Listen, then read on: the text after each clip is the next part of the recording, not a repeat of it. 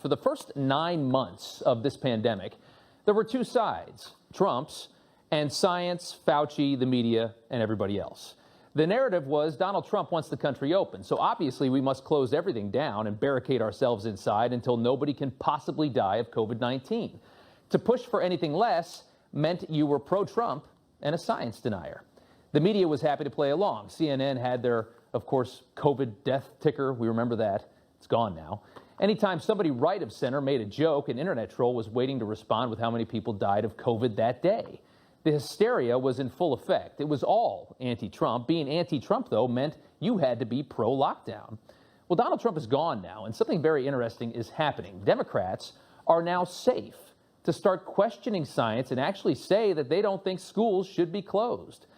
Liberal news anchor Jake Tapper over at CNN, like many parents, is probably sick of his kids being at home all day and getting a terrible education on Zoom. He, like many others, are wondering why the CDC appears to be under the thumb of the teachers union.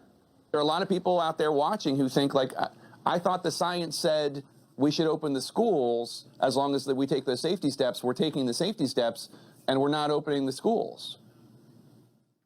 Yeah, so there are numerous research studies that have demonstrated that if with universal masking and 6 feet of distancing and de-densification of the classrooms, that it's possible to get schools back safely. That's not an answer at all if you really think about it, the CDC there. It is, though, nice to be able to see the left able to have a common sense question again. That is refreshing.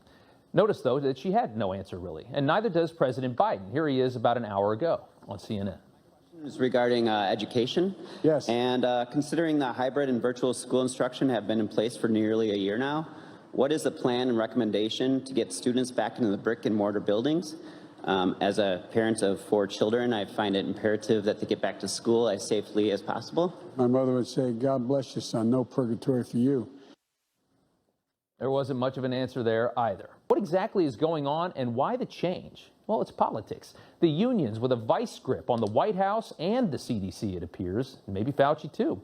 Chicago has been the epicenter of this fight. Mayor Lori Lightfoot, about as far left as they come, even she is fed up dealing with the teachers union there, saying over the weekend, I think ultimately they'd like to take over not only Chicago public schools, but take over running the government as well. City of San Francisco is suing its own school district to force the reopening of schools. Here's that city's very liberal mayor.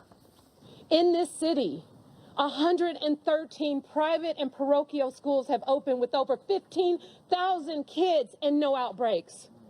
The city went into action quickly and opened community learning hubs.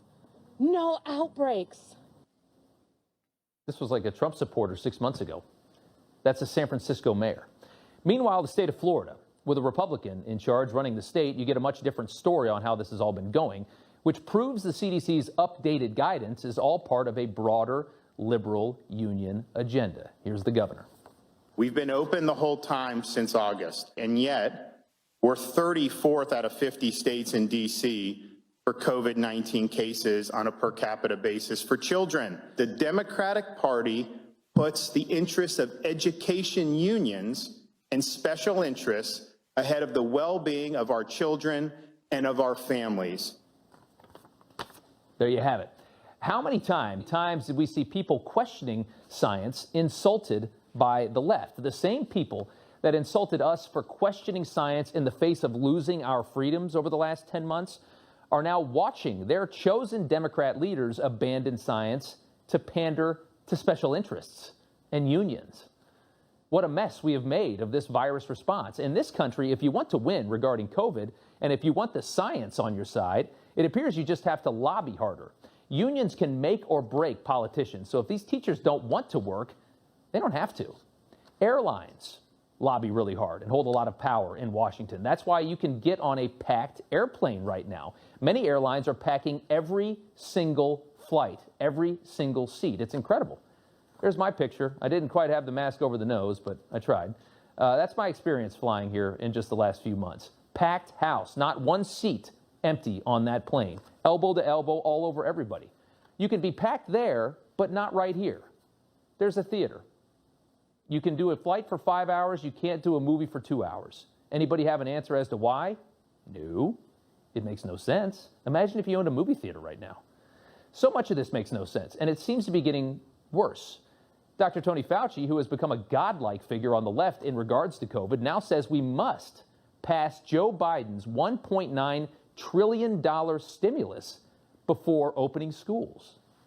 I think that the schools really do need more resources, and that's the reason why the National Relief Act that we're talking about getting passed, we need that. The schools need more resources.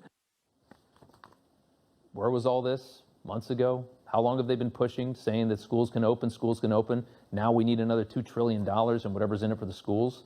It's like a joke. Fauci has been pushing for months to open schools. What on earth happened?